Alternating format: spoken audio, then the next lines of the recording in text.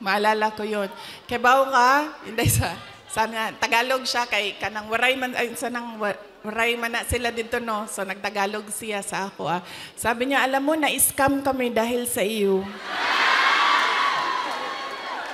There has to be something new and something better in you.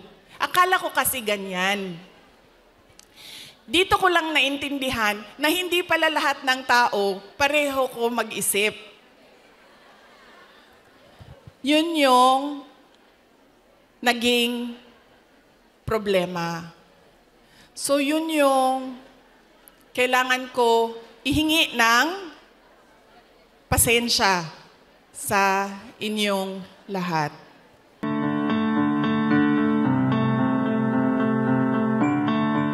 Ang susunod po ay ang pagpili natin ng kandidato sa 2025, ngayong darating na buwan. Kay bao mo na tagam, nakakaon ba akong tagam atong 2022, no?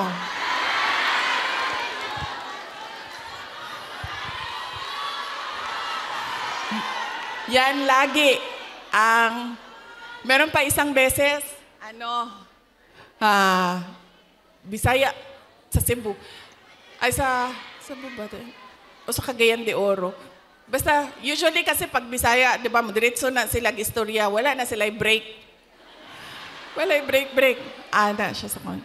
Inday Sara, anak ko, yes ma'am. Ana siya, nakakaon kag tagam, no?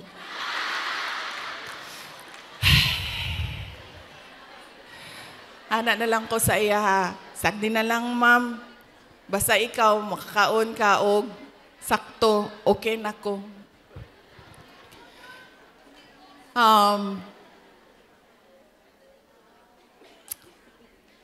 Ayaw ko kasi, masakit sa akin ang sabihin ang sorry sa inyong lahat.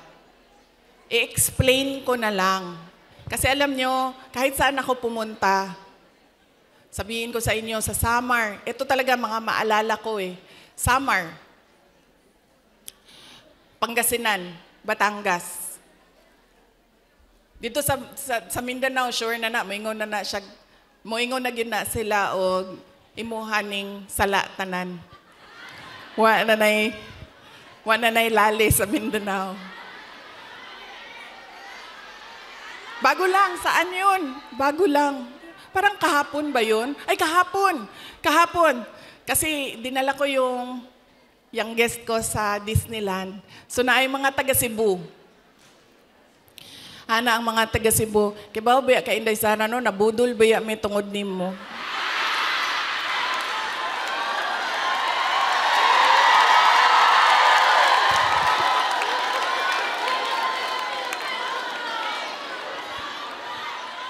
Ang sa Samar, sabi sa akin, maalala ko yun. Kibaw ka, Inday sana Tagalog siya kay kanang waray man ay sanang waray man na sila dito no. So nagtagalog siya sa ako.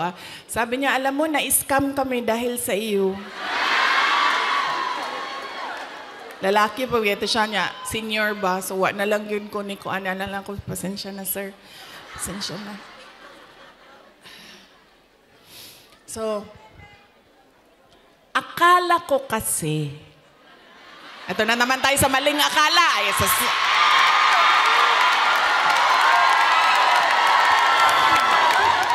Hindi totoo ito. Akala ko kasi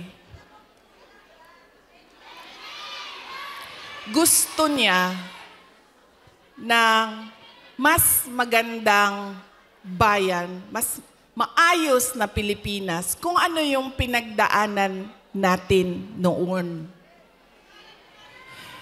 Kasi, ang plataforma namin nung tumakbo kami, unity at continuity.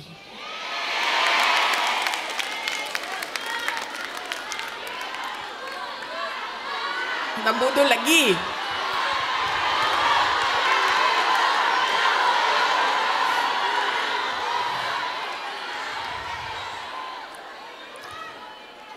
Kasi ako, sumusunod ako sa tatay ko. Ibig sabihin, sa trabaho ba, Sumusunod. Hindi ako sumusunod sa tatay ko sa personal.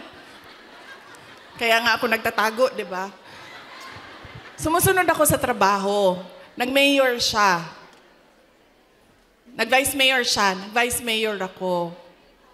So, ang ginagawa ko, there has to be something, added value ba? Value added sa iyo. Diba? Kasi, paano ba naman na binoto namin ito si Rodrigo, pero binoto ka namin, wala namang value added.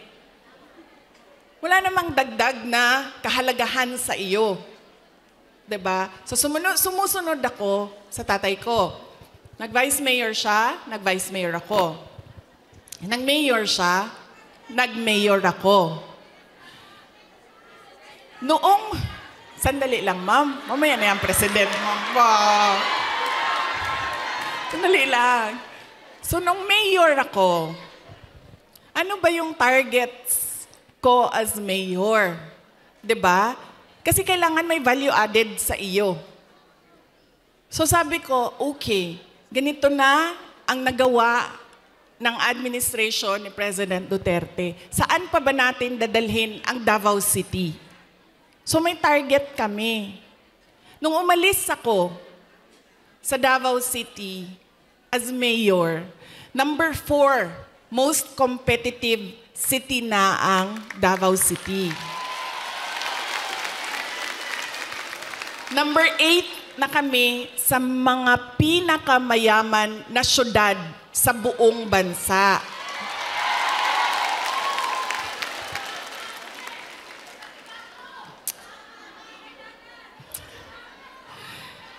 Insurgency-free na ang Davao City. Alam nyo, buong term ni PRD, hindi niya natapos talaga yung problema ng Pakibato.